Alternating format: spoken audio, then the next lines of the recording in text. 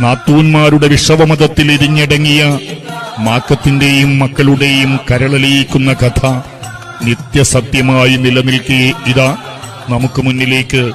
കടാങ്കോട്ടുമാക്കവും അരുമമക്കളായ ചാത്തുവും ചീരുവും പിന്നെ അരുങ്കൊലക്ക് സാക്ഷിയായ മാവിലോനും കോലരൂപത്തിലെത്താൻ സമയമായി. പാവന പൗർണമിയല്ലേ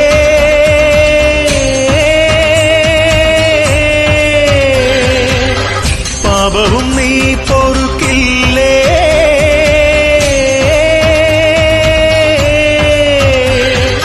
മൂലോകം പോറ്റുന്നോളെ മുക്കാലം തീർക്കുന്നോളെ മുക്തിയും നീയല്ലേ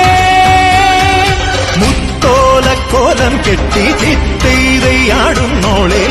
സത്യവും നീയല്ലേ